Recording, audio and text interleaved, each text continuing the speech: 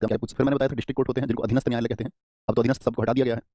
उन्होंने कहा कि अधीनस्थ का मतलब तो ऐसा लगता है इनके अधीन है, और न्यायालय में इस शब्द का प्रयोग करना थोड़ा सही नहीं है, इसलिए इसको जिला न्यायालय ही कहा जाए। तो अब जिला न्यायालय इसको बोलते हैं। क्या बोलेंगे इसमें? कौन कौन से हमने आपको बताए थे? इसमें डिस्ट्रिक्ट कोर्ट होते हैं। अब साधारणतः इनको जिला न्यायालय ही बोला जाता है। या मुंसिफ बताया था मैंने आपको, मुंसिफ, ठीक है। या आपको पता हो तो हमने एक बात की थी यहाँ पर, एक आपका न्याय होता है, न्याय पंचायत। ओके, ये सब हम आपको बता चुके थे। अब मेरे कुछ क्वेश्चन है आप सब लोगों से कि इस देश में आप सबको पता होगा कि भाई हम सब जानते हैं आपका जो पहला सुप्रीम कोर्ट बना था वो कब बना था? पहले सुप्रीम कोर्ट कलकत्ता में हुआ करता था, उसका अधिकार क्षेत्र भी कलकत्ता तक सीमित था। बाद में हुए मद्रास और मुंबई में आपका, ठीक है। तो पहले 1773 के रेगुलेटिंग एक्ट से बना था, कॉमन बात है। 1773 के रेगुलेटिंग एक्ट वाले का अधिकार क्षेत्र फिर बढ़ाते गए समय समय पर, और 1950 में हमने बताया था इस देश का सुप्रीम कोर्ट बना। लेकिन हाई कोर्ट कब बने थे? तो आप सबको इसका प्रोसीजर समझना होगा। देखो मैं आपको समझाऊंगा, बड़े धैर्य के साथ में सुनना। अभी कमेंट सेक्शन आप अपना बंद कर दीजिए, बड़े काम की बात है। और आप जानते हैं कि अक्सर हमारे देश में वही इतिहास छात्रों को पढ़ाया जाता है, और जो कि रटा रटाया है, क्योंकि बोलते हैं ना रेबेलियन हर कोई नहीं हो सकता, और उतनी हिम्मत भी किसी में नहीं होती, और क्यों ही चलती अच्छी खासी जिंदगी क्यों होते हैं। 1857 में रिवॉल्यूशन हुआ। तो आप एक बात सोचिए, 1857 का जब रिवॉल्यूशन हुआ तो जो क्रांति हुई उसमें हमारे देश के सभी वर्ग एक साथ थे या नहीं थे? 1857 के रिवॉल्यूशन में, यानी कि अगर मैं बात करूं हिंदू मुस्लिम सभी जातियां एक साथ थी, ये विद्रोह सबने एक साथ किया, ठीक है। जगह जगह पर ये विद्रोह हुए। 1857 की क्रांति के बाद में आपने देखा होगा अंग्रेज सरकार जो थी आपका, यानी कि जो ब्रिटिश गवर्नमेंट थी, वो डर गई थी। और उसने क्या कहा था कि अब जो है वो उतनी शक्तियां नहीं रहेंगी गवर्नर जनरल के पास में, एक नया पद बनेगा वाइसराय। इस एक्ट में बोला गया था। और विक्टोरिया ने कह दिया था कि मैं सीधे रूप से शासन संभालूंगी। 1858 का एक्ट आया था इसके बाद में। अब सीधे रूप से शासन संभालने का क्या मतलब है? क्योंकि विक्टोरिया इस बात को समझ गई कि इस देश में इस तरह का रिवॉल्यूशन फिर कभी भी हो सकता है, जनता इकट्ठा हो सकती है, इस देश के सभी वर्ग एक साथ हो सकते हैं। तो यहीं से वो आइडियोलॉजी उनके दिमाग में आई थी, भाई इन सबको बांटना होगा, हिंदुओं में बांटना होगा, मुसलमानों में बांटना होगा, इनको फिर जातियों में बांटना होगा, ठीक है। और उसको विवादों को पैदा करना होगा, ताकि ये सब जो है जनमानस उसी में उलझे रहें, उसके अलावा और कोई बात ये सोच ही ना पाए और समझ भी ना पाए। इनका जो जीवन है पूरा दिन या तो जाति की लड़ाइयों में या फिर धर्म की लड़ाइयों या उस बारे में चर्चा करने में निकल जाए, अन्य बातें ये सोच ही ना पाए। तो 1858 का जब एक्ट आया तो सीधी सी बात है कि ब्रिटेन की महारानी विक्टोरिया सीधे रूप से शासन करने लगी थी। बोले यस और नो, इतना तो सब जानते हैं। अभी जानते होंगे आप, कहेंगे हाँ जी ऐसा ही था। तो मुझे एक बात बताइए आप लोग कि अंग्रेजों ने भारत से धन की निकासी की, लूटा, ये बात भी आप जानते होंगे। आप कहेंगे हाँ जी जानते हैं। रिजर्व बैंक ऑफ इंडिया का प्रोसीजर आप समझोगे यदि, तो मतलब वो तो बहुत बड़ी रिसर्च हो जाएगी। आप अपने जीवन में कभी करना उस रिसर्च को, क्योंकि उसके लिए मैं आपको समझाऊं तो मुझे कई घंटे चाहिए होंगे, और आपको समझ में आएगा कि हम किस तरह से गुलामी का जीवन जी रहे हैं, हम सभी, आप भी और हम भी। रिजर्व बैंक ऑफ इंडिया भी उन्हीं लोगों की अप्रोच थी, बस बाबा साहब भीमराव अम्बेडकर उसका विरोध करते थे, क्योंकि वो जानते थे कि बैंकिंग सिस्टम किस तरह से देश के लिए क्वेश्चनेबल है किन स्थितियों में। तो इन लोगों को मतलब कहने का मतलब था पैसा लूटना था। अब जब कोई भी कहीं से पैसा लूटेगा, पैसा लूटने के बारे में मैं आपको बता दूं, जब भारत आजाद हुआ तो अंग्रेज भारत से 4,36,000 टन सोना लेके गए। 2 साल लगे उनको इतना सोना ले जाने में। ये आप कहीं नहीं पढ़ते होंगे, लेकिन आप रिसर्च करोगे तो आपको मिल जाएगा, हाँ ऐसा ही है। 4,36,000 टन सोना, 2 साल लगे उनको इतना सोना लेके गए भारत से, जब उन्होंने आपका ट्रांसफर ऑफ पावर किया पाकिस्तान को या भारत को। तो यहाँ पर मुझे एक बात बताओ, जो ब्रिटेन की महारानी थी इसको पता था कि लोग मेरे खिलाफ कल आवाज उठाएंगे? आप कहेंगे हाँ बिल्कुल आवाज उठाते। अब लोग कल जब लोगों को लूटेंगे और लोग क्वेश्चन करेंगे तो लोगों को फिर सप्रेस भी तो करना है, उनका दमन भी तो करना है, उनकी आवाज को भी तो दबाना है। तो उनकी आवाज कैसे दबे? तो कह दिया गया कि भाई अगर आप कोई भी खिलाफ कार्रवाई करोगे तो आपके खिलाफ कोई पनिशमेंट बनेगा, दंड आपको दिया जाएगा। अब दंड कौन देगा? इसी के लिए इसके बाद में फिर एक कोड आया इस देश में 1860 आईपीसी, इंडियन पिनल कोड, भारतीय दंड संहिता। पहले से नहीं थी, क्योंकि अभी तो उनको लग गया ना कि भैया आप तो जल्दी जल्दी लूटना है, एक ओवर कर चुके थे, ताकत बन चुके थे देश में। तो 1860 में आया आईपीसी। आईपीसी बोलते हैं भारतीय दंड संहिता। आप कोई भी जो अपराध करेंगे उसके लिए आपको जो दंड मिलेगा वो किसमें दिखाया गया है? आईपीसी में। आईपीसी एकदम से लागू नहीं हो गई थी। आईपीसी 1 जनवरी 1862 को लागू हुई। कब लागू हुआ आईपीसी बताओ? ये इंप्लीमेंट हुआ था आपका यहाँ पर, यानी कि लागू हुआ था। इसका इंप्लीमेंटेशन जो हुआ था वो 1862 में हुआ। अभी दंड मिलेगा तो दंड तो मतलब आपने कोई अपराध किया मान के चलिए, तो आपको अरेस्ट करने कौन आएगा? तो आप कहेंगे पुलिस अरेस्ट करेगी। पुलिस अरेस्ट करके आपको कहाँ भेज देगी? आप कहेंगे कोर्ट भेज देगी। तो कोर्ट में ही तो आपको पनिशमेंट सुनाया जाएगा। पुलिस को आपको दंड देने का अधिकार थोड़ी है। पुलिस का काम है आपको अरेस्ट करके वहां न्यायालय तक पहुंचा देना। जैसे कि आप हेबियस कॉर्पस भी जानते हैं कि 24 घंटे में पेश करना होगा, सेसरी बंदी प्रत्यक्षीकरण। तो दंड कौन सुनाएगा? तो दंड के लिए कौन चाहिए? जगह जगह पर कोर्ट चाहिए, क्योंकि आवाजें जगह जगह पर उठ सकती हैं। छोटे छोटे आपका जो विद्रोह है वो जगह जगह पर हो सकते हैं, इसलिए जगह जगह पर हाईकोर्ट बना दिया जाए। इसके लिए आया फिर 1861 में एक, भाई ये करना, ये तब तक लागू नहीं हुआ। तो जैसे आईपीसी लाई तो सोचे दंड कौन देगा? तो 1861 में आया हाईकोर्ट एक्ट, उच्च न्यायालय अधिनियम, हाईकोर्ट एक्ट। क्या बोलते हैं इसको? उच्च न्यायालय अधिनियम। कि भाई उच्च न्यायालय भी चाहिए, और हर स्टेट में आपका इनकी जरूरत होगी, तो धीरे धीरे इनको बनाया जाए। पहले वहां पर बना लो जहां पर ब्रिटिश शासन लूट ज्यादा करेगा, जहां पर विद्रोह ज्यादा होगा, पुलिस जहां पर गिरफ्तारियां ज्यादा करेगी, तो सबसे शुरुआत में वहां पर बना दिए गए। जैसे मुझे बताइए अंग्रेज अपना सेंटर कहां पर बनाए हुए थे? आप क्या समझते हैं इस बारे में? अंग्रेजों का सेंटर किस जगह पर था?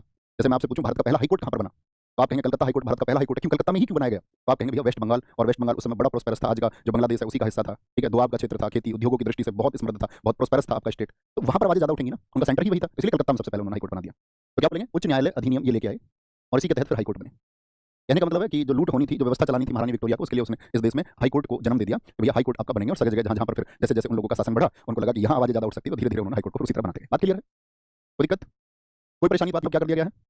अभी अच्छा मुझे बताइए किसका कानून है, भारतीयों का कि अंग्रेजों का? आप कहेंगे भैया अंग्रेजों का कानून था, उन्होंने अपने हिसाब से बनाया, मॉडिफिकेशन होते हैं समय समय पर। अभी जो बीएनएस हो गया है, भारतीय न्याय संहिता, पिछले वर्ष हुआ ना भारतीय न्याय संहिता, तो भारतीय न्याय संहिता में क्या चेंज कर दिया गया सब कुछ? आप कहेंगे नहीं भैया सेक्शंस चेंज कर दिए गए, अनावश्यक चीजों को निकाल दिया गया है, चीजें वही है, प्रोसीडिंग्स वही है, ठीक है। अपराध के लिए सजा वगैरह वो सब वही है, बस उसके सेक्शंस को चेंज कर दिया गया है, ताकि भारतीय लोग इस बारे में फंसे रहें कि हाँ अब तो अपना न्यायिक प्रणाली है, लेकिन न्यायिक प्रणाली दरअसल में वो किसकी है?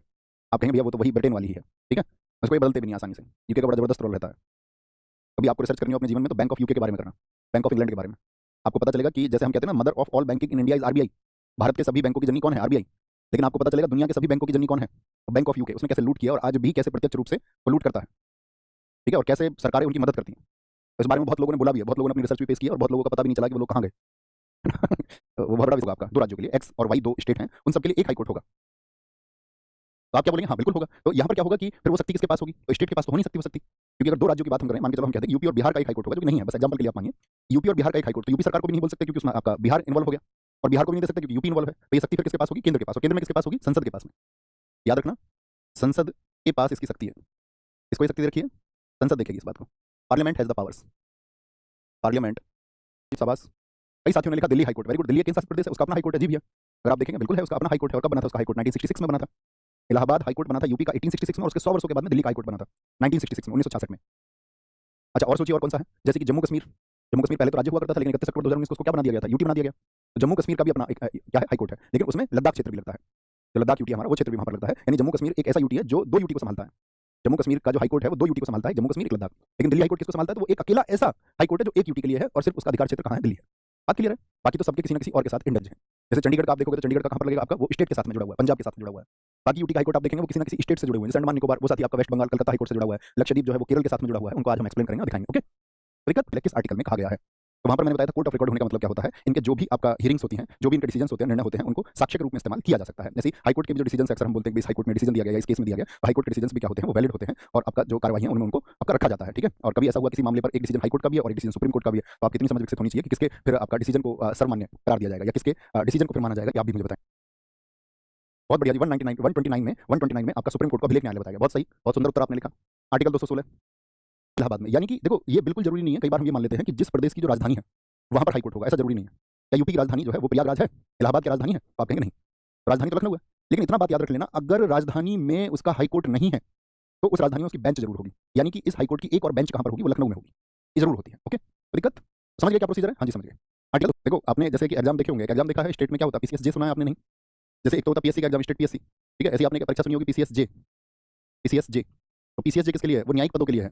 इसमें जो व्यक्ति चयनित होते हैं वो न्यायिक पदों पर ही तो काम करते हैं, और न्यायिक पदों के बाद में फिर वो रिकमेंडेशंस हो करके कहाँ पहुंच जाते हैं? आपका उनके मतलब प्रमोशंस हो जाते हैं उसके बाद में। सुना है जी? तो ये जे का मतलब क्या है? जे का मतलब होता है जुडिशियल या जुडिशरी, यानी कि वो न्यायिक सेवा से संबंधित व्यक्ति हैं जो परीक्षा के द्वारा चयनित हुए हैं। ओके, 10 वर्ष तक न्यायिक पद पर रहा हो, और एक है 10 वर्ष तक हाईकोर्ट में अधिवक्ता। 10 वर्ष तक हाईकोर्ट में क्या रहा हो? अधिवक्ता। अधिवक्ता बोले तो क्या बोलेंगे? Advocate in high court. Advocate in high court for 10 years. Advocate in high court for 10 years. भैया राष्ट्रपति की नजर में विधिवेत्ता हो? नहीं। यही तो बात है यहाँ पर। अब देखो यहाँ पे इंपॉर्टेंट बात क्या है? जब हमने सर्वोच्च न्यायालय के न्यायाधीश को बताया था, तो मैंने आपको बताया था कि सुप्रीम कोर्ट में क्या होता था कि वो राष्ट्रपति की नजर में क्या होना चाहिए? एक विधिवेत्ता हो, एक जुरिस्ट है, तो वो सुप्रीम कोर्ट में बन सकता था या नहीं बन सकता था? बताओ। आप बोलेंगे सुप्रीम कोर्ट में तो विधिवेत्ता व्यक्ति बन सकता है, लेकिन हाईकोर्ट में कंडीशन लागू नहीं होगी कि वो राष्ट्रपति की नजर में विधिवेत्ता है, एक जुरिस्ट है, विधि का जानकार है, तो उसको हाईकोर्ट में नहीं बनाया जा सकता है। हाईकोर्ट में ये प्रोविजन नहीं है। तो कभी भी स्टेटमेंट बना के क्वेश्चन दे दे कि हाईकोर्ट के न्यायाधीश बनने की क्या योग्यता है, 4 दे दे, भारत का नागरिक हो, 10 वर्ष तक न्यायिक पद पर रहा हो, या 10 वर्ष तक हाईकोर्ट में अधिवक्ता रहा हो, और चौथी शर्त दे दे राष्ट्रपति की नजर में विधिवेत्ता हो, और आपसे पूछ ले कौन सा कथन गलत है, तो कौन सा कहेंगे गलत होगा? तो याद रखना, विधिवेत्ता सिर्फ सुप्रीम कोर्ट में, हाईकोर्ट में विधिवेत्ता नहीं बन सकता है। यानी कि एक जुरिस्ट कैन नॉट बी ए जज इन हाईकोर्ट। ठीक है, जुरिस्ट का मतलब in the I of president, जो राष्ट्रपति की नजर में विधिवेत्ता है। हम सब करके बताएंगे। ऑप्शन डी सारे साथियों ने बात करूं। मुख्य न्यायाधीश की अगर हम बात करते हैं, उसको नियुक्त कौन करेंगे? तो उसको नियुक्त करेंगे राज्य, जो संबंधित राज्य है वहां के राज्यपाल, और साथ में आपका सुप्रीम कोर्ट के chief justice of India. Supreme court के चीफ जस्टिस ऑफ इंडिया के परामर्श से कौन करेंगे? नियुक्ति राष्ट्रपति ही करेंगे, दोनों तरह की। और अगर मैं बात करूं जो अन्य न्यायाधीश होंगे, जो अन्य न्यायाधीश हैं, जैसे कि यूपी में कितने अन्य हैं? 159। जो अदर जजेस हैं, जो अदर जस्टिस हैं, उनके लिए क्या प्रोसीजर होगा? उनके लिए राज्यपाल, संबंधित राज्य के राज्यपाल से परामर्श किया जाएगा। साथ में आपका सुप्रीम कोर्ट के जो चीफ जस्टिस ऑफ इंडिया है, और साथ में हाई कोर्ट के जो चीफ जस्टिस होंगे, उस हाई कोर्ट के जो चीफ जस्टिस होंगे, इनके एडवाइस से, इनकी सलाह से, या इनके परामर्श से होगा। बात समझ आ गई? उनको राष्ट्रपति ही नियुक्त करेंगे, लेकिन यूपी के राज्यपाल से सलाह ली जाएगी। और साथ में जो भारत का सुप्रीम कोर्ट है, जो सर्वोच्च न्यायालय, वो तो एक ही है, वहां के जो चीफ जस्टिस ऑफ इंडिया है कि भाई हम इनको बनाने जा रहे हैं, तो उनका परामर्श लिया जाएगा, और यही कॉलेजियम हो गया यहाँ पर। अब मुझे बताओ कि सीजीआई के लिए यहाँ पर इंपॉर्टेंट बात क्या है कि सीजीआई खुद तो परामर्श कभी देते नहीं।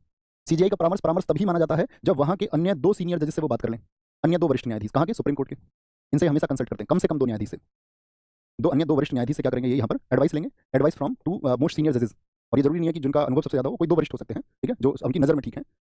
अच्छा, यहाँ पर एक क्वेश्चन और बन सकता है आपके माइंड में। क्वेश्चन ये बनेगा कि मैंने आपको बताया कि जो हाईकोर्ट है, हाईकोर्ट वो एक से अधिक राज्यों के लिए हो सकता है या नहीं? हाँ या ना? सारे लोग बताएंगे फटाफट से। तो आप कहेंगे जी यही प्रोसीजर बताएगा आर्टिकल 231 में कि हाईकोर्ट को कार्य एक से अधिक राज्यों को दिया जा सकता है। अब जैसे मान के चलो गुवाहाटी हाईकोर्ट है, और कोई व्यक्ति गुवाहाटी हाईकोर्ट का आपका बनना है, तो गुवाहाटी के साथ में मैंने बताया कि 3 अन्य राज्य और जुड़े हुए हैं, तो यहाँ पर तो 4 राज्य हो गए टोटल मिलाकर के। हुए या नहीं हुए? आपका भारत में 28 राज्य है, मैं फिर से रिपीट करता हूँ, लेकिन 25 हाईकोर्ट है, 3 ऐसे हैं जिनके अपने नहीं है, तो उनको कार्य दे रखा है किसका? गुवाहाटी को दे रखा है कार्य। तो यहाँ पर तो 4 हो गए। तो भैया फिर तो किस राज्यपाल से बात होगी? तो याद रखना, चारों राज्यपाल से बात होगी। अगर 2 स्टेट की बात होगी तो दोनों राज्यपाल से। सुप्रीम कोर्ट के चीफ जस्टिस एक ही रहते हैं, तो यहाँ पर इस कंडीशन में कोई बदलाव नहीं होगा। एक बार हम सब करके मुझे बताएं कि अगर मान के चलो गुवाहाटी के लिए नियुक्ति की जा रही है किसी की चीफ जस्टिस के रूप में, मुख्य न्यायाधीश के रूप में, तो जो भी राज्य जुड़े हुए हैं उन सभी के राज्यपाल से परामर्श किया जाएगा। है ना? छोटी सी बात थी, आप कहेंगे हाँ जी। अब देखो मुख्य न्यायाधीश को जब बनाया जा रहा है तो खुद इससे तो सलाह ले नहीं सकते, तो यहाँ पर यह है नहीं। लेकिन जब अन्य न्यायाधीशों की नियुक्ति हो रही है, अन्य न्यायाधीशों की नियुक्ति हो रही है तो उस स्टेट के राज्यपाल, ठीक है, या ज्यादा स्टेट है तो सभी के राज्यपाल, चीफ जस्टिस ऑफ इंडिया एक ही रहेंगे। लेकिन अभी क्या है, हाईकोर्ट के चीफ जस्टिस से यहाँ पर परामर्श लिया जाए। तो दोनों बातें अलग अलग हैं, इसको याद रखना। हाँ, तो आप क्या बोलेंगे कि हाईकोर्ट सुप्रीम कोर्ट का जज बनने के लिए दो योग्यताएं थी कि वो हाईकोर्ट में या तो 5 वर्ष तक जज रहे हो, ठीक है, या फिर वो हाईकोर्ट में 10 वर्ष तक उन्होंने वकालत की हो, यही शर्तें थी। बन सकते हैं, हाँ जी बन सकते हैं। तो अगर हाईकोर्ट का कोई जज सुप्रीम कोर्ट का जज बन जाएगा तो ये पद जो है वैकेंट हो जाएगा या नहीं? वैकेंट का मतलब ये पद रिक्त हो जाएगा या नहीं? तो एक स्थिति तो होती है कि पद रिक्त हो जाए तो भी जज नहीं रहा। एक कंडीशन हो सकती है डेथ हो जाए, मृत्यु हो जाए। डेथ भी पॉसिबल है, आप कहेंगे हाँ बिल्कुल, मृत्यु किसी की भी हो सकती है, मृत्यु सत्य है। ऐसा भी तो हो सकता है कि इनको हटा दिया जाए, तो भी रिमूव्ड, हटा देना संभव है या नहीं? क्या सुप्रीम कोर्ट के जजेस को हटाया जा सकता था? मैंने कहा था हाँ हटाया जा सकता है। संसद को यह अधिकार है कि वो अपने दोनों सदनों में उसको पारित करेगा, लेकिन 2 आधार होंगे। वो 2 आधार आपको बताने हैं, कोई एक आधार आप बताइए। हटाने के हमेशा क्या होते हैं, 2 आधार होते हैं। 2 आधार होते हैं, कौन कौन से? एक मैंने बताया था उनका जो उसको बोलते हैं शुद्ध नहीं सॉरी सिद्ध, सिद्ध आपका दुर्व्यवहार, सिद्ध दुर्व्यवहार होता है, प्रूव्ड मिसबिहेवियर, ये मैंने आपको बताया था। और एक बताया था मैंने आपको असमर्थता, यानी कि इनकैपेसिटी। इन 2 आधारों पर उसको हटाया जा सकता है, इन 2 बेसिस पर, एक तो इनकैपेसिटी के और साथ ही दूसरा आधार क्या था आपका, प्रूव्ड मिसबिहेवियर पर। प्रक्रिया कहाँ चलेगी? संसद में सेम है, सेम है। यानी कि हाईकोर्ट का जो जज है वो इन स्थितियों में हट सकता है, और वो क्या है, सुप्रीम कोर्ट का जज यदि बन जाए तो यहाँ पर क्या हो जाएगा, पद खाली हो जाएगा, हटा दिया जाए, ठीक है, वैकेंट हो जाए, या वो अपनी क्या बोलेंगे इच्छा से छोड़ दे। थोड़ी जबरदस्ती से बोल दोगे कि नहीं तो जज ही रहेगा, ऐसा तो नहीं कह सकते ना। उसकी खुद की विश हो ये छोड़ने की, तो त्यागपत्र किसको दे देंगे? अपना इस्तीफा राष्ट्रपति को दे देते हैं। कोई दिक्कत इस बात में? ठीक है। फिर कुछ रूल्स आते हैं 218 में कि सुप्रीम कोर्ट के कुछ जो मामले हैं वो हाईकोर्ट में लागू होंगे, सुप्रीम कोर्ट के डिसीजन हाईकोर्ट में लागू होंगे। तो उसको तो हमें पढ़ना नहीं है, उसका कोई अर्थ भी नहीं है, क्योंकि वो सुप्रीम कोर्ट में मैं आपको एक्सप्लेन कर चुका था, आर्टिकल 29। लेकिन जब ये रिटायर हो जाएंगे तो इनकी पेंशन जो जाएगी वो भारत की संचित निधि से जाएगी। इसको भी कहीं किनारे पर लिख लेना। इनकी जो पेंशन है, पेंशन पेंशन समझते, रिटायरमेंट के बाद में पेंशन जाएगी भारत की संचित निधि से, भारत की संचित निधि से, from the consolidated fund of, एक हाईकोर्ट से दूसरे हाईकोर्ट को अंतरण, अंतरण बोले तो ट्रांसफर। भाई मान के चलो आप सोचे यूपी में हाईकोर्ट है तो क्या वो हमेशा यूपी में ही हाईकोर्ट रहेगा? आप कहेंगे नहीं, उसका ट्रांसफर हो सकता है, इसी को हम बोलते हैं अंतरण। अंतरण बोले तो ट्रांसफर ऑफ ए जज। चलो यूपी से किसी व्यक्ति का, यानी कि इलाहाबाद हाईकोर्ट से पटना हाईकोर्ट भेज दिया, यूपी से बिहार, तो कितने स्टेट आपका इन्वॉल्व हो गए? तो कम से कम 2 स्टेट इन्वॉल्व होंगे। क्या ज्यादा से ज्यादा हो सकता है इसमें? आप कहेंगे नहीं, भाई ट्रांसफर एक बार में एक ही जगह तो हो सकता है, तो 2 स्टेट इन्वॉल्व हो गए, तो राष्ट्रपति सीजीआई की तो सलाह लेंगे। और साथ में आपका याद रख लेना यहाँ पर एक दूसरी बात और है, क्या करेंगे वहां से, तो हाईकोर्ट के चीफ जस्टिस से भी सलाह लेंगे। अब 2 हाईकोर्ट कौन होंगे? एक तो जहां से ट्रांसफर किया जा रहा है, और एक जहां को ट्रांसफर किया जा रहा है। भाई एक जगह से हुआ, हमने बोला कहां से, एक हाईकोर्ट से दूसरे हाईकोर्ट में, तो 2 हाईकोर्ट इन्वॉल्व हो गए, तो उनके चीफ जस्टिस से भी फिर क्या करेंगे, एडवाइस लिया जाएगा। ओके, और सुप्रीम कोर्ट के उनसे भी सलाह ली जाएगी। लेकिन यहाँ पर एक बड़ा बेसिक अंतर है। अभी मैंने आपको बताया था कि जब मुख्य न्यायाधीश की नियुक्ति होगी तो सीजीआई के परामर्श का मतलब होता है कि वो अन्य न्यायाधीशों से सलाह लेते थे। वहां पर कितने न्यायाधीशों से वो सलाह लेते थे? कितने वरिष्ठ न्यायाधीशों से वो सलाह लेते थे? बोलेंगे फटाफट से। बहुत बढ़िया, 102 होगा रुद्र बघेल, 102 होगा, 102 होगा मेरे साथी। 84 नहीं बताया है मैंने कहीं पर भी। कल जब मैं एक्सप्लेन कर रहा था तो 84 मैंने कह दिया कि 84 हमने अभी पढ़ा ही नहीं, है ना। 82 हमने नहीं पढ़ा था, ये हमने बताया था, हम बाद में पढ़ेंगे। डिलिमिटेशन कमीशन अपने पास से ना बनाया करो किसी भी बात को। एक साथी कह रहे थे, अभी मैंने क्लास की शुरुआत में कमेंट देखे, जब क्लास को हम लाइव करने वाले थे, तो उन्होंने वो लिख रहे थे कि कुछ को तो अभी 2 मिनट पहले का भी नहीं पता है। अभी हमने बताया कि जो सुप्रीम कोर्ट के चीफ जस्टिस ऑफ इंडिया होंगे वो मुख्य न्यायाधीश की नियुक्ति में क्या करेंगे, तो वरिष्ठ न्यायाधीश से सलाह लेते हैं, ठीक है, नियुक्ति के समय पर। लेकिन याद रख लेना, जब इनका ट्रांसफर होगा तो सीजीआई 4 अन्य से सलाह लेंगे, 4 अन्य वरिष्ठ जज से, वरिष्ठ जज से, वरिष्ठ जज से, वरिष्ठ जज से सलाह लेंगे। ये अंतर याद रखना। नियुक्ति में कितने लोगों से सलाह है? 2 से। लेकिन जब ट्रांसफर की बात है तो ज्यादा लोगों को जोड़ा गया है। कुछ ऐसा तो नहीं है, राजनीतिक कारण हो, उसको देखेंगे। ठीक है? बात बता दिया करो, यस लिख के जब हम इस बात को समझें। न्यायाधीश की जगह जिस भी व्यक्ति को मतलब, अब जैसे यूपी में 160 जज हैं, तो एक आपका चीफ जस्टिस मान के चलो बीमार चल रहे हैं, वो अभी इस समय पर क्या है, उपस्थित नहीं है, लेकिन वहां पर ऐसा थोड़ी बिना चीफ जस्टिस के काम हो जाएगा। तो क्या करेंगे, वहां पर उन्हीं में से जो 159 है, अमंग ऑफ देम, अन्य में से, ऐसा नहीं है कि अलग से किसी व्यक्ति को ले आएंगे, पटना से ले आएंगे, या आपका मान के चलो गुवाहाटी हाईकोर्ट से, दिल्ली हाईकोर्ट से किसी को ले आएंगे, नहीं, उसी हाईकोर्ट के जो अन्य व्यक्ति, उन्हीं में से किसी एक को क्या बनाया जाएगा, कार्यकारी बनाया जाएगा। बात क्लियर है? आर्टिकल 224, अपर और कार्यकारी, अपर और कार्यकारी न्यायाधीशों की नियुक्ति, अपर और कार्यकारी न्यायाधीशों की नियुक्ति किसके द्वारा होगी? ये भी राष्ट्रपति के द्वारा होगी, राष्ट्रपति द्वारा। अपर बोलते हैं हम अतिरिक्त को, इसको अतिरिक्त भी आप लिख सकते हैं, अतिरिक्त भी लिख सकते हैं, अतिरिक्त, अतिरिक्त और कार्यकारी न्यायाधीश। अपर का मतलब हम क्या कह सकते हैं, अपॉइंटमेंट ऑफ न्यायाधीश की। और साथ में अपर या अतिरिक्त क्या है? देखो कई बार क्या होगा, राष्ट्रपति को एक अधिकार दिया गया है। मैंने आपसे कहा था कि हमारे देश में बहुत सारे मामले हैं जो पेंडिंग चल रहे हैं, ये बात मैंने आपको बताई थी, यस और नो? आप कहेंगे हाँ, बहुत सारे मामले जो है लंबित हैं, और जजों की संख्या की वजह से क्या है, उनकी न्यायिक प्रक्रिया बहुत लंबी हो गई है, जितने समय में न्याय मिल जाना चाहिए था उतने समय में वो न्याय नहीं मिल पाया है। तो ये अधिकार राष्ट्रपति को दिया गया है कि वो क्या करें, कुछ अतिरिक्त न्यायाधीश वहां पर नियुक्त कर सकते हैं। उन्हीं अतिरिक्त न्यायाधीश को जो है अपर न्यायाधीश कहते हैं हम। तो याद रखना, कभी भी जो अतिरिक्त या अपर न्यायाधीश होंगे वो 2 वर्ष से ज्यादा के लिए नियुक्त नहीं हो सकते। क्योंकि काम ज्यादा था, उनको कुछ काम दिया जाएगा और 2 वर्ष के लिए नियुक्त किया जाएगा। कुछ न्यायाधीशों को बोला गया कि आप एडिशनल हैं, आपको ये काम है और खत्म करना आपको 2 वर्ष में, उनको फिर हटा दिया जाएगा, अन्य को नियुक्त कर लिया जाएगा, क्योंकि ये अतिरिक्त रूप से भर्ती किए गए हैं, अतिरिक्त रूप से। योग्यताएं वही होंगी इनकी भी जो साथी योग्यताएं होती हैं आपका हाईकोर्ट में जज बनने की, उसी व्यक्ति को, ठीक है। यानी कि वो हाईकोर्ट में जज नहीं है पहले से, लेकिन उसको क्या कर दिया गया, फिर अपर बना दिया गया, एडिशनल, अतिरिक्त। ये कब होगा, जब काम बढ़ जाएगा, काम बढ़ने पर। कार्यकारी न्यायाधीश कौन होते हैं? जैसे न्यायाधीशों की संख्या कम है, कहीं पर मान के चलो यूपी में आपका 120 ही है अभी, तो आपका कितने पद खाली रह गए मुझे बताएं जरा, बोलो कितने पद खाली रह गए? तो आप बोलेंगे बच्चों कॉपी पेस्ट मत किया करो, आपके काम की बात जो होती है वो पहुंच जाती है हम तक। मेरी रिक्वेस्ट 60 वर्ष तक की एज के लिए, जैसे मान के चलो किसी की एज 55 थी, तो उसको भी क्या बोलेंगे, कार्यकारी न्यायाधीश बना दिया जाएगा, तो 7 वर्ष तक काम कर लेगा। लेकिन अपर न्यायाधीश कितने तक काम करेगा? वो सिर्फ और सिर्फ आपका 2 वर्ष, ठीक है, 2 वर्ष, चाहे वो 55 की एज में बने या 50 की एज में बने या 52 की एज, ऐसा नहीं है कि 62 तक बना रहेगा। इस बात को अपने माइंड में रखेंगे हमेशा कि ये अधिकार राष्ट्रपति साहब के पास में है, और काम बढ़ने पर वो किसको, अपर न्यायाधीश की नियुक्ति कर सकते हैं। बहुत इंपॉर्टेंट है। बार देखा होगा हाई कोर्ट 6 रिट जारी करता है, सुना है आपने? तो वो जो छठी रिट है, जिसको कई बार छठी रिट कह देते हैं, पहली बात तो एग्जाम में तो कभी ये मत लिख देना 6 रिट जारी करता है। 5 करना। एक होती है आपका इंजंक्शन, जो 6th होती है, उसको कई बार नाम लिया जाता है इंजंक्शन। इंजंक्शन रिट, देखो इंजंक्शन रिट होती क्या है, इसको पहले तो समझो, ये बाकी रिट को समझें, इसको भी समझाते हैं आपको। पहले थोड़ी सी बात मैं इसकी तुलना बता दूं आपको सुप्रीम कोर्ट से। जो हाई कोर्ट रिट जारी करता है, हाई कोर्ट का अधिकार क्षेत्र सुप्रीम कोर्ट की तुलना में बड़ा है। छोटा सा पद लिखना है, उससे और अच्छा समझ पाओगे। सुप्रीम कोर्ट से ज्यादा अधिकार क्षेत्र है इसके पास में। ऐसा क्यों? इस मामले में इसके पास में ज्यादा अधिकार क्षेत्र है, ज्यादा अधिकार क्षेत्र है, ज्यादा अधिकार क्षेत्र, यानी कि jurisdiction is more than supreme court. Jurisdiction is more than supreme court. Supreme court, मैंने आपको समझाया था कि सुप्रीम कोर्ट में आप आर्टिकल 32 के तहत कब जा सकते हो।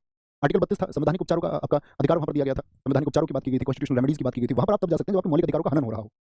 तब जा सकते हैं जब मौलिक अधिकारों का हनन हो रहा हो। लेकिन हाई कोर्ट में आप कानूनी मामलों में भी जा सकते हो, इसलिए कहा गया है सुप्रीम कोर्ट से ज्यादा अधिकार क्षेत्र है, क्योंकि हाई कोर्ट जो है, हाई कोर्ट में आप लिख लेना छोटे से शब्दों में, मौलिक अधिकारों के हनन पर भी जा सकते हो और साथ में कानूनी अधिकारों का हनन आपके हो रहा है, अगर कानूनी अधिकारों का, तो भी आप यहाँ पर जा सकते हैं। लेकिन तब सुप्रीम कोर्ट नहीं जा सकते कानूनी अधिकारों के मामले में, यानी कि चाहे आपके लीगल राइट्स हो, चाहे आपके फंडामेंटल राइट्स हो, फंडामेंटल प्लस लीगल राइट्स, दोनों ही मामलों में आप यहाँ हाई कोर्ट में जा सकते हैं। ठीक है, अब समझ पाएंगे आप छठी रिट इंजंक्शन को कैसे।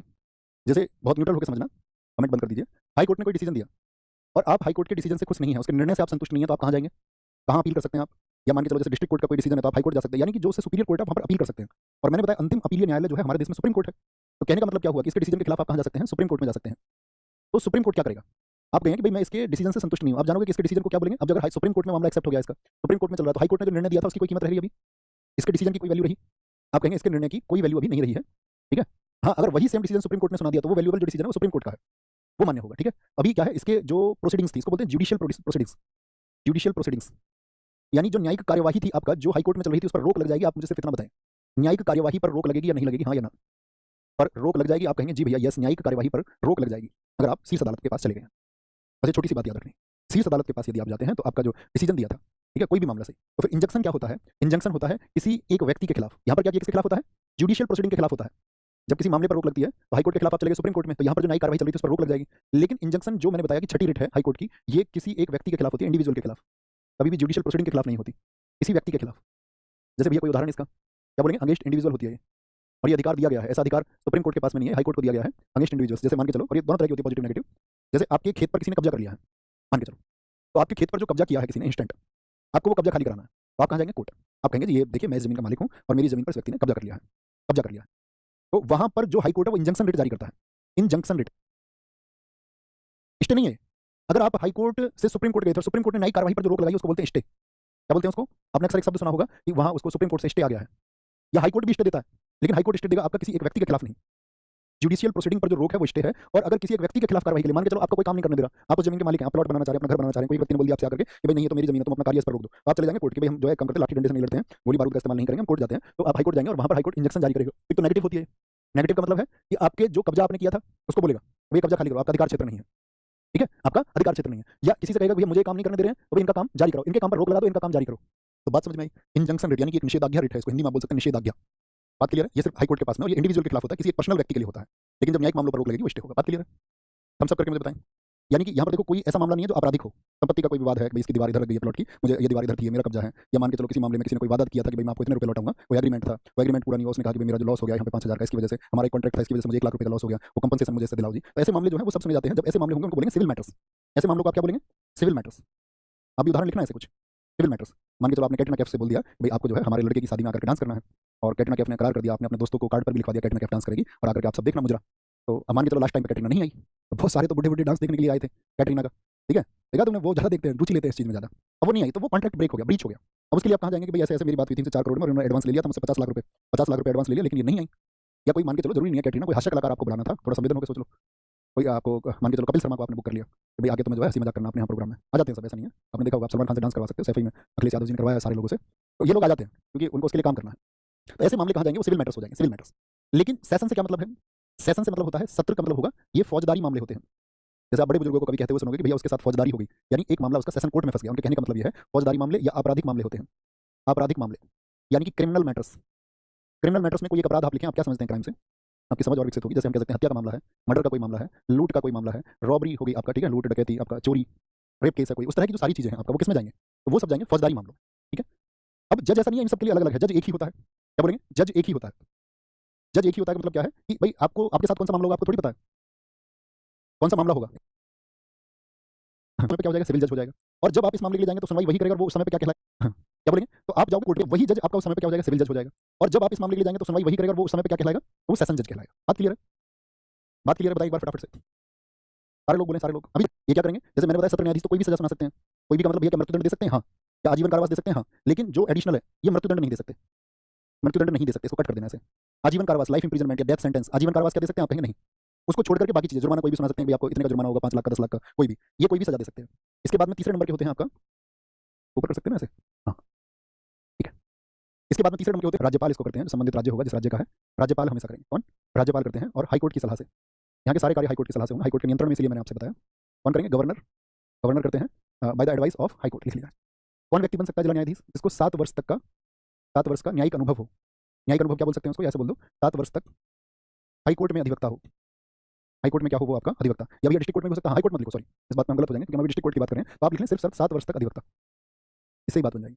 एडवोकेट फॉर 7 ईयर्स, हाईकोर्ट में लिखना भैया, एडवोकेट फॉर 7 ईयर्स, क्योंकि अभी हम अधीनस्थ को पढ़ रहे हैं ना, तो उसमें आवश्यकता ही नहीं इस बात की। फिर आपका आता है आर्टिकल 234, 234, जिला न्यायाधीश के अलावा न्यायाधीश, high court and public service commission लोक सेवा आयोग क्या करता है, एग्जाम कंडक्ट कराता है, कौन सा, तो ये जे का एग्जाम, पीसीएस जे, वहीं पे क्या करता है, फिर ये उनको कंसीडर करता है कि इन व्यक्तियों को जज बनाया जाए, ठीक है, तो वही व्यक्ति फिर क्या बनते हैं, जज बनते हैं। आर्टिकल 235, 235 कहता है अधीनस्थ न्यायालयों पर किसका नियंत्रण होगा, जिस बात को हम तब से कर रहे हैं, अधीनस्थ न्यायालयों पर हाईकोर्ट का नियंत्रण, हाईकोर्ट का नियंत्रण, control of high court over subordinate courts, लिखे control of high court over subordinate courts. अब ये क्या है, नियंत्रण से मतलब क्या है, नियुक्त लिख दिया, सॉरी मैंने, हाईकोर्ट का नियंत्रण होगा, नियंत्रण, नियंत्रण, नियुक्त शब्द पता नहीं कहाँ से आ गया माइंड में, हो जाता है ऐसा कभी। यहाँ पर लिखें जरा आप एक बार, कैसा नियंत्रण से क्या मतलब होता है, तो नियंत्रण से मतलब होगा कि जैसे यहाँ पर जजेस को जो छुट्टी मिली है, उन जजेस के जो प्रमोशन होने हैं, जैसे कि आपका ट्रांसफर की बात मैंने बताई थी, ट्रांसफर का अधिकार किसको होगा, तो ट्रांसफर का अधिकार मैंने कहा था सिर्फ हाईकोर्ट ही कर सकता है, हाईकोर्ट को होगा ट्रांसफर का अधिकार। जो अपॉइंटमेंट है वो अधिकार इसके, कहने का मतलब जो आपका नियंत्रण है वो किसका होगा, वो हाईकोर्ट का होगा।